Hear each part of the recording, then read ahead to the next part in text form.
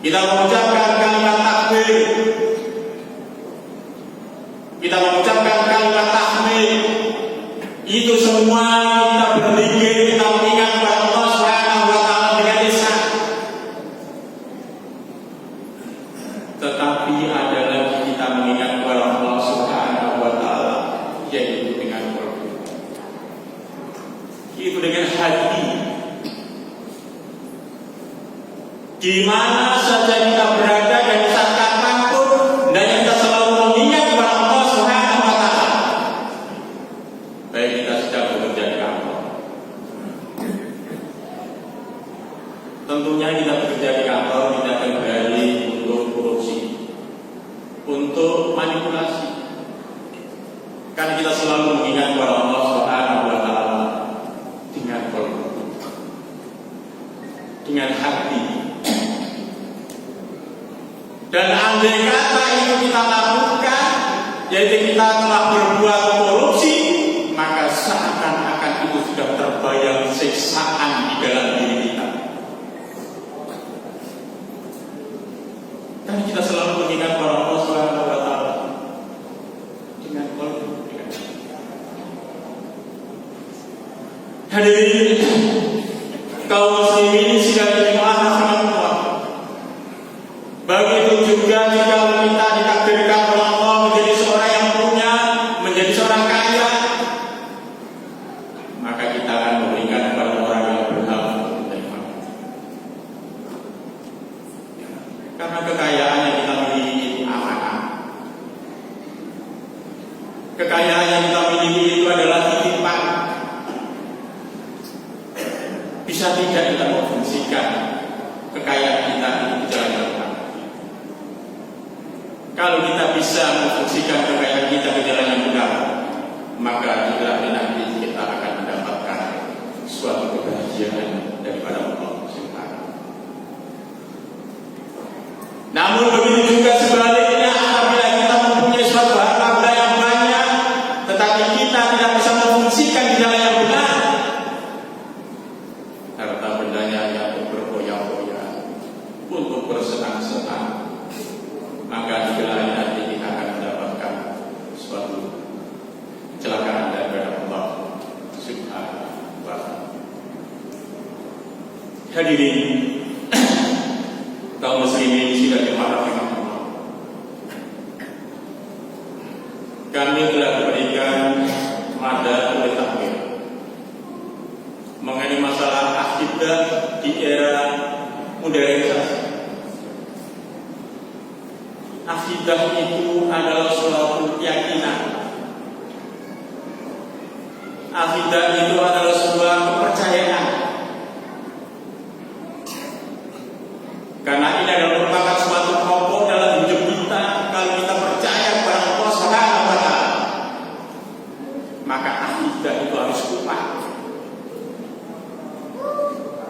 Bagaikan bangunan itu harus fondasinya itu kuat. Kalau bangunan itu tidak ada fondasinya, maka bangunan itu akan gampang roboh. Tentunya akidah kita harus kuat. Keyakinan kita kepada Allah Subhanahu wa taala. Setelah akidah keyakinan kita kuat, maka kita harus syariah, yaitu kita mengikuti suatu peraturan yang telah ditentukan oleh Islam.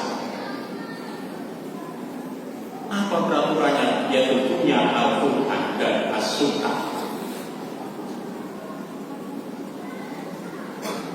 Kemudian akhlak, etika, moral. Tentunya kita harus menjaga bagaimana kita bisa meniru akhlak Rasulullah SAW. Karena orang yang beretika itu tentunya sumbernya adalah akal. Tetapi kalau orang yang bermoral itu sumbernya adalah adat istiadat atau budaya. Tapi kalau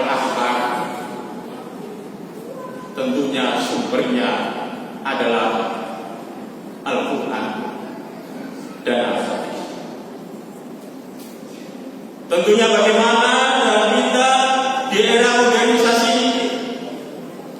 Sekarang serba teknologi yang canggih. Tentunya kita menggunakan teknologi itu jangan sampai kita merusak akidah kita. Karena teknologi sekarang ini bisa kita lihat di mana-mana, termasuk di HP kita. Melihat apa saja bisa. Hal yang negatif, hal yang positif itu bisa kita lihat. Tentunya kalau akidah kita kuat, keyakinan kita kuat, maka kita menghadapi teknologi itu, maka kita harus selalu menggunakan dasarnya adalah Islam.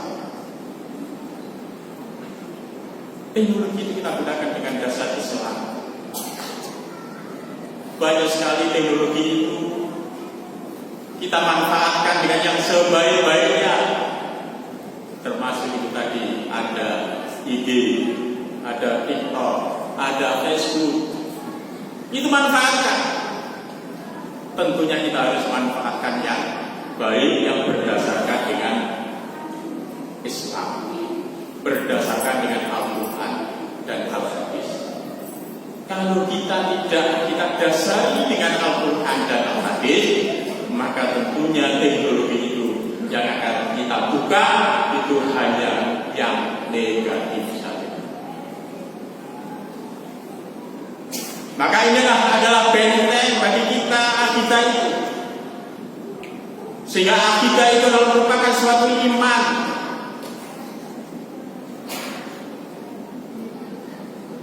Kalau syariah itu adalah ilmu dan akhlak itu adalah amal. Hadirin kaum muslimin sidang Allah, ada seorang ulama yang bernama Mutahari. Mereka mengatakan bahwa manusia itu adalah makhluk serba dimensi. Jadi kata ulama Mutahari mengatakan bahwa manusia itu adalah makhluk serba dimensi. Dimensi yang pertama yang dimiliki oleh manusia bahwa secara fisik manusia itu hampir sama dengan hewan. Tentunya kita tidak mau dikatakan sama dengan hewan. Kalau tidak mau tentunya harus kita ikuti aturan dalam Al-Quran dan Al-Hadis. Hadirin kaum muslimin sidang dimarahi Allah. Suatu contoh saja mengenai masalah nikah.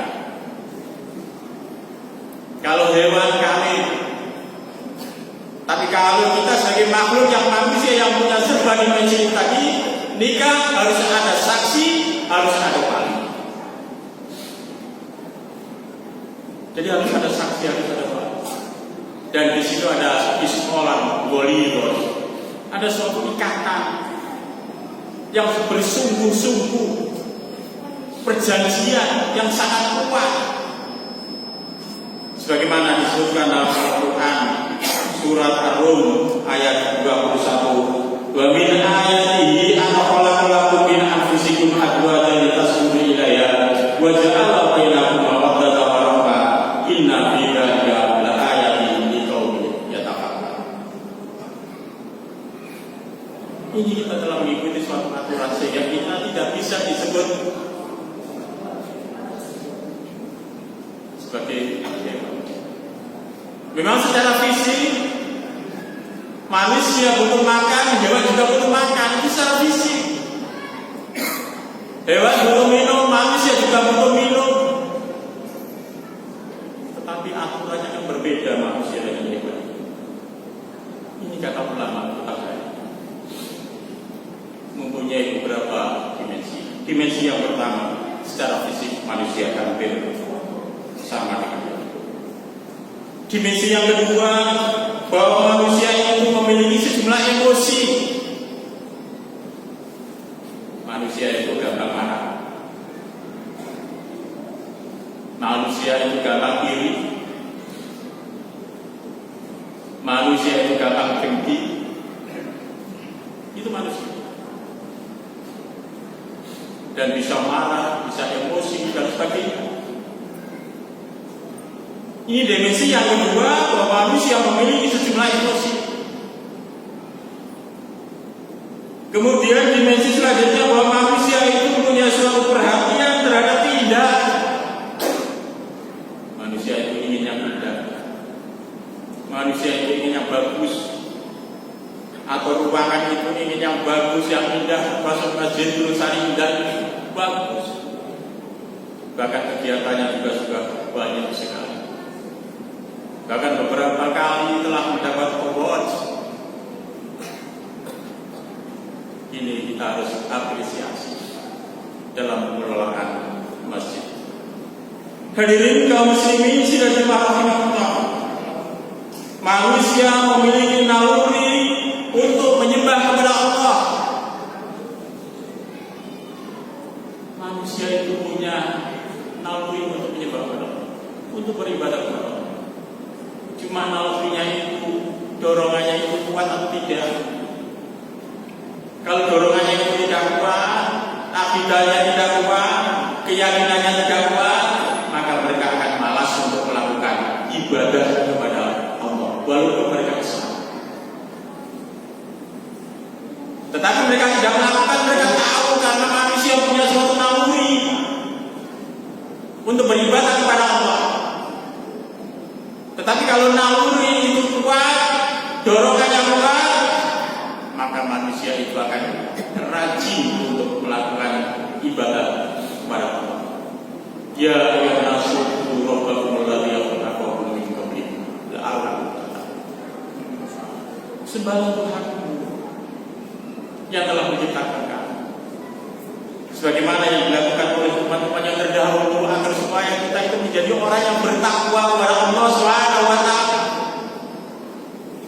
Takwa itu artinya secara global itu kan menjalankan perintah Allah dan menjauhi segala apa yang telah dilarang oleh Allah. Itu takwa. Menjalankan perintah Allah, termasuk kita melakukan ibadah. Hadirin kaum muslimin sidang rahimahullah. Kemudian manusia itu dikaruniai oleh Allah Subhanahu wa taala akal pikiran. Sehingga bagaimana kita mengelola alam semesta ini baik dan buruknya adalah tergantung pada makhluk yang namanya manusia. Karena manusia telah diberi oleh akal, beda dengan hewan. Mereka tidak diberi oleh Allah akal, hanya diberi nafsu. Manusia diberi akal, diberi nafsu dalam diri. Sehingga alam semesta ini baik dan buruknya tergantung kepada makhluk yang namanya manusia. Ini dimensi yang kita miliki. Yang terakhir, bahwa manusia itu mampu mengenal dirinya sendiri.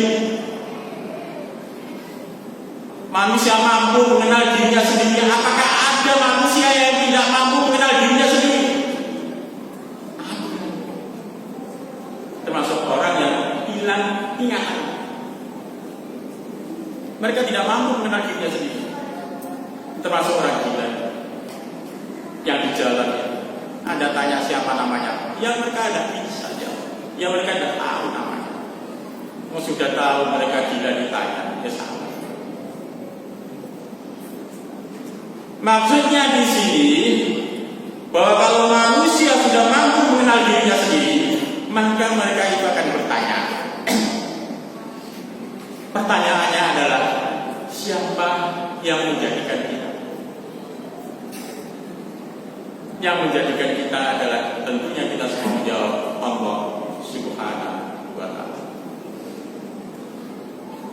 Setelah kita menjawab Allah Subhanahu wa taala, maka kita akan bertanya lagi, untuk apa kita dijadikan oleh Allah Subhanahu wa taala ini?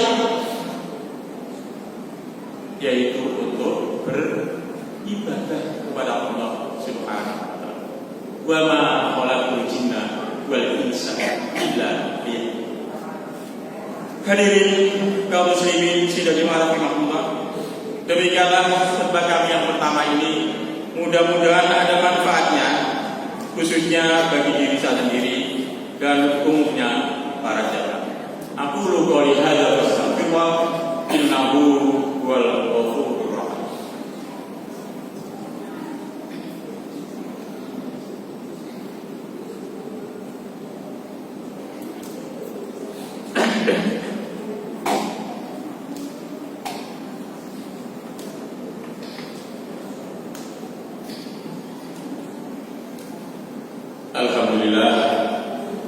Alhamdulillahirabbil alamin wassalatu wassalamu ala asyrofil anbiya'i wal mursalin Muhammadin wa ala alihi washabihi ajmain.